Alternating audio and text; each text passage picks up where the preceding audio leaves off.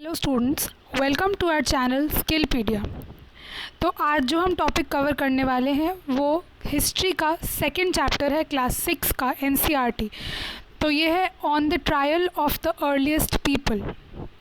Start करते हैं। तो सबसे पहले यहाँ पर पैलियोलिथिक एज की बात हो रही है। पैलियोलिथिक एज क्या होती है? तो this term refers to age where we find a large number of stone tools. तो पैलियोलिथिक एज में क्या था स्टूडेंट्स कि इस टाइम पे बहुत ही ज़्यादा स्टोन टूल्स पाए गए थे। ठीक है, यहाँ पे स्टोन टूल्स का बहुत ज़्यादा यूज़ हुआ था। फिर इट एक्सटेंड्स 2 मिलियन ईयर्स अगो। इसका क्या मतलब है कि 2 मिलियन ईयर्स अगो। अच्छा, 2 मिलियन ईयर्स अगो को MYA भी लिख सकते हैं। MYA million years ago short form to about 12,000 years अगो।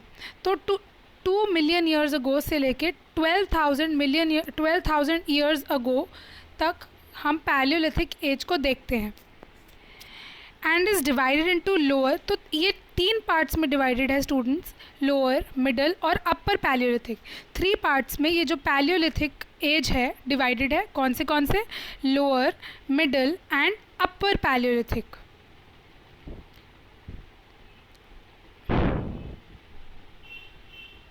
अब नेक्स्ट है मीज़ोलिथिक। तो एक हुई पैलियोलिथिक, अब है मीज़ोलिथिक। मीज़ोलिथिक क्या होता है? मीज़ोलिथिक होता है कि ये वाला जो सबसे पहले इसका पीरियड पढ़ते हैं कि ये वाला जो पीरियड था it extended from 10,000 years ago to about 12,000 years ago. तो 10,000 साल पहले से लेके 12,000 साल पहले तक मीज़ोलिथिक पीरियड था। ठीक है। Stone tools found during this period were generally tiny. तो अब पैलियोलिथिक में क्या था कि बहुत बड़े बड़े स्टोन टूल्स पाए गए थे, लेकिन इस टाइम तक आते आते जो स्टोन टूल्स हैं वो बहुत ही छोटे हो गए, प्रिसाइज हो गए। ठीक है, तो उनको क्या कहते थे? माइक्रोलिथ्स। नेक्स्ट है नियोलिथिक। तो 3 एजेस हो गई, 3 एजेस पढ़ी हमने, पैलियोलिथिक, मीज़ोलिथिक और अब हम थर्ड पढ़ रहे हैं जो कि है नियोलिथिक। नियोलिथिक यानी क्या होता है स्टूडेंट्स?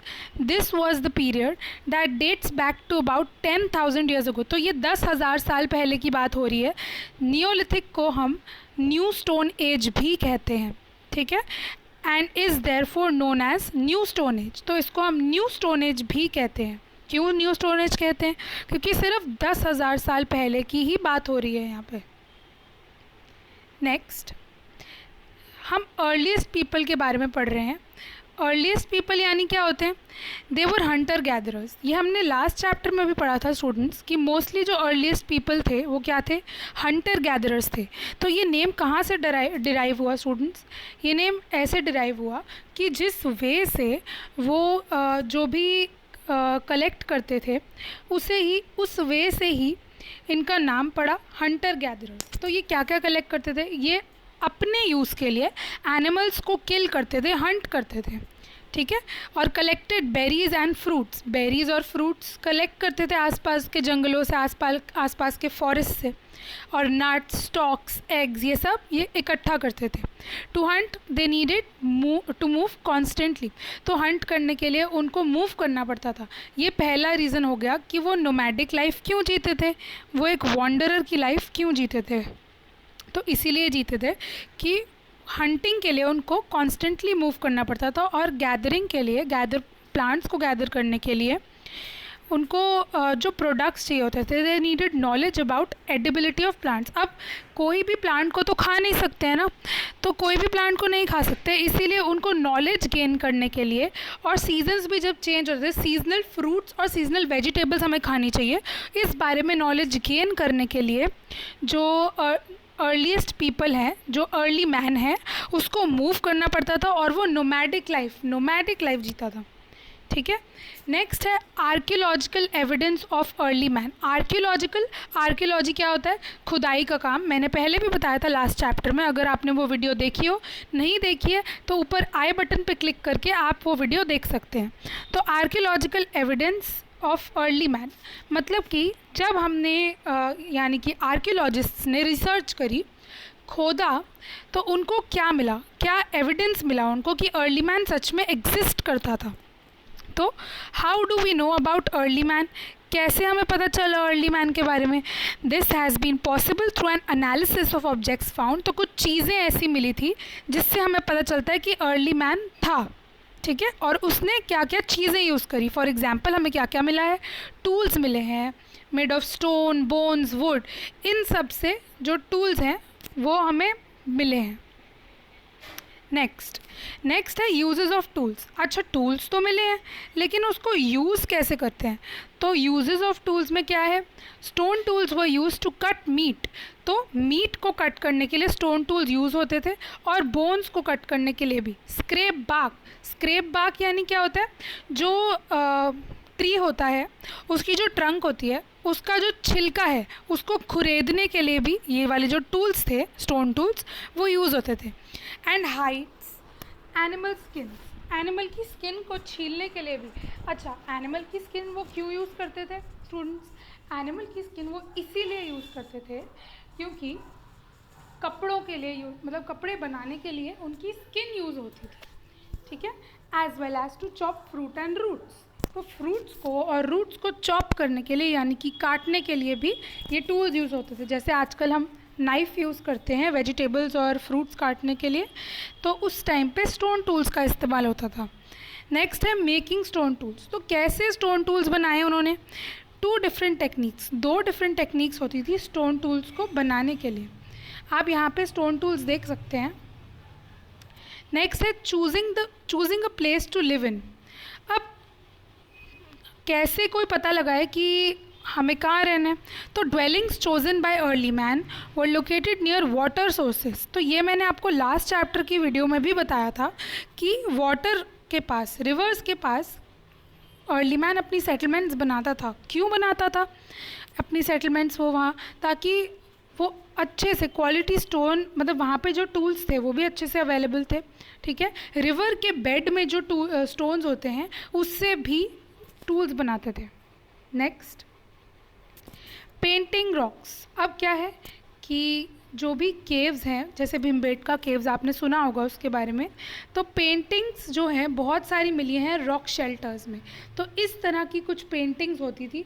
तो ये कुछ हॉर्स जैसा लग रहा है, और भी काफ़ी सारी पेंटिंग्स डिस्कवर हुई हैं जो हैंड्स की थी, हॉर्सेस की, कुछ अजीब से फिगर्स बने हुए थे। नेक्स्ट है फाइंडिंग्स अबाउट फायर। तो अर्ली मैन को फायर के बारे में कैसे पता चला, आग के बारे में कैसे पता चला? तो कुरनूल एक बहुत ही इम्पॉर्टेंट साइट है, कुरनूल केव्स इन आंध्र प्रदेश। एविडेंस, तो आंध्र प्रदेश में हमको एविडेंस मिलता है कि फायर जो है वो डिस्कवर की थी अर्ली मैन ने। कैसे? वहाँ पे एशेज़ मिली हैं जो कि हमें बताता है कि जो अर्ली मैन है वो यूज़ करता था फायर। तो फायर क्यों यूज़ होती थी स्टूडेंट्स? लाइट के लिए, और कुक मीट यानी कि मीट को बनाने के लिए, और एनिमल्स को स्केयर अवे करने के लिए, क्योंकि वो रहते जंगलों में थे और एनिमल्स के साथ ही रहना पड़ता था। तो एनिमल्स को डराने के लिए भी फायर का यूज़ किया जाता था। नेक्स्ट है अ चेंजिंग इन्वायरमेंट। तो धीरे धीरे क्या हुआ स्टूडेंट्स, इन्वायरमेंट जो है वो चेंज होने लग गया। तो 12,000 ईयर्स अगो क्या हुआ, 12,000 साल पहले क्या हुआ कि बहुत ही मेजर क्लाइमेट चेंज आया पूरे वर्ल्ड में। क्लाइमेट चेंज यानी पूरा ही मौसम बदल गया पूरे वर्ल्ड में। This change led to a shift to warm conditions. तो एकदम से बहुत ही गर्मी पड़ना शुरू हो गई, leading to development of grasslands at many places which helped people to start thinking about herding and rearing animals. तो जब धीरे धीरे मौसम बदलना शुरू हुआ, क्लाइमेट चेंज होना शुरू हुआ, बहुत गर्मी होने लग गई, तो इससे क्या हुआ, घास जब होती है ना स्टूडेंट्स, तो घास से क्या होता है, थोड़ी ठंडक हो जाती है, ठीक है। और अर्ली मैन ने क्या सोचा कि अब हमें हर्डिंग करनी चाहिए और एनिमल्स को रियर करना चाहिए। नेक्स्ट है habitation cum factory sites, places where stones were found and early people made their tools. Sometimes people lived habitat here for a longer span. तो टूल्स जो लोग जहाँ बनाते थे, फैक्ट्री साइट भी उसे कह सकते हैं, जहाँ लोग टूल्स बनाते थे और लोग अपना जीवन जीते थे, उस जगह को कहते हैं हैबिटेशन या फिर कम फैक्ट्री साइट्स। हैबिटेशन क्यों कहा है? क्योंकि वो लोग वहाँ रहते भी थे और काम भी करते थे, इसलिए फैक्ट्री साइट्स। नेक्स्ट है भीमबेटका। तो ये वाले जो केव्स हैं भीमबेटका केव्स, ये कहाँ पर है? मध्य प्रदेश में है students, where we find example of habitation sites. तो अभी हमने पढ़ा हैबिटेशन साइट्स क्या होती हैं। मध्य प्रदेश में एग्जाम्पल हमें मिलता है, हमें एविडेंस मिला है कि क्या क्या केव्स के पेंटिंग्स थी। यहाँ पे देखिए natural caves, and natural caves मतलब पहले से ही केव्स बने, उन्होंने खुद नहीं बनाए, नेचर ने बनाए। And rock shelters, people who lived in the sub continent 2 million years ago were Hunter gatherers, ये हम पहले ही पढ़ चुके हैं। दे हंटेड वाइल्ड एनिमल्स, तो वो वाइल्ड एनिमल्स, इसका एविडेंस हमें कैसे मिला है? यहाँ पे आप ध्यान से देखिए, इन पिक्चर्स में वाइल्ड एनिमल्स की पिक्चर बन रखी है। तो वो वाइल्ड एनिमल्स को ही मारते थे और खाते थे या फिर क्लोथिंग के लिए यूज़ करते थे। फिर है hunter gatherers made and used various types of tools of stone, wood and bone. तो स्टोन, वुड और बोन से बने हुए टूल्स वो यूज़ करता था अर्ली मैन। नेक्स्ट है हैबिटेशन। हैबिटेशन की डेफिनेशन क्या है? Habitation refers to place where people lived, तो लोग जहाँ रहते थे उसको हैबिटेशन बोलते हैं। Stone tools were made using different techniques like stone on stone यानी क्या है? Using a stone to give required shape, तो एक स्टोन के ऊपर ही स्टोन को यूज़ किया जाता था। एंड प्रेशर फ्लेकिंग यानी इसको छीलना साइडों से।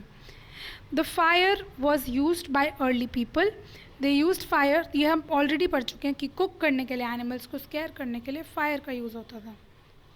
नेक्स्ट है grasslands developed in many areas due to change in climate. तो अभी हमने पढ़ा कि बहुत एरियाज़ में ग्रासलैंड्स जो हैं वो डेवलप हो गए थे। क्यों? क्योंकि इन्वायरमेंट एकदम चेंज होने लग गया था और हर्डिंग और रेयरिंग जो है एनिमल्स की वो शुरू हो गई। एंड फिशिंग बिकेम कॉमन, तो फिशिंग भी बहुत ही कॉमन हो गई। Several grain bearing pens and grass like wheat, barley, rice, तो यहाँ पर क्या है? एग्रीकल्चर शुरू हो गया। The people also began growing plants on their own, तो लोग जो हैं वो अपने प्लांट्स भी खुद उगाने शुरू हो गए, रैदर दैन हंटिंग करने से या फिर गैदरिंग करने से अच्छा है वो खुद ही उगाना शुरू हो गए अपने प्लांट्स। नेक्स्ट क्या है कि ओल्ड केव पेंटिंग्स मिली हैं बहुत सारी वॉल्स पे। सो दे शो वाइल्ड एनिमल्स, अभी मैंने बताया कि बहुत ही वाइल्ड एनिमल्स की बहुत सारी ड्राइंग्स मिली हैं। And are drawn with great accuracy, और बहुत ही अच्छी एक्यूरेसी और स्किल से बनाई गई है। A painting from a rock shelter in Hungsi, तो हुंगसी एक रॉक शेल्टर है। A number of early Paleolithic sites have been found. A large number of tools were also found, most of which, तो बहुत सारे रॉक शेल्टर में tools भी मिले हैं, पेंटिंग्स भी मिली हैं और लाइमस्टोन से बने हुए भी बहुत सारे टूल्स मिले हैं। नेक्स्ट है हमारा last topic, terms to remember. तो हमें कुछ इंपॉर्टेंट टर्म्स याद रखने हैं इसमें। फर्स्ट है फैक्ट्री साइट्स जहाँ पर लोग स्टोन्स बनाते थे। Where places where stone was found and where people made tools are called factory sites, तो ये हो गई फैक्ट्री साइट्स। नेक्स्ट है ग्रासलैंड्स, जहाँ पे एग्रीकल्चर होता था ये सब। Sorry for the disturbance guys. Next है हैबिटेशन कम फैक्ट्री साइट्स, अभी हमने पढ़ा था जहाँ पर लोग रहते भी थे और काम भी करते थे। फिर है हंटर गैदरर्स मैं आपको ऑलरेडी पिछले चैप्टर में भी बता चुकी हूँ। हंटर गैदरर्स क्या होते हैं?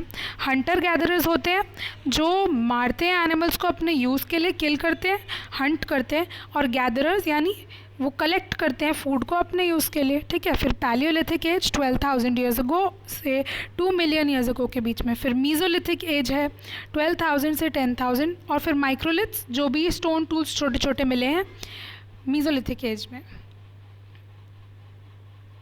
ओके, ये लास्ट है। इसमें क्या है?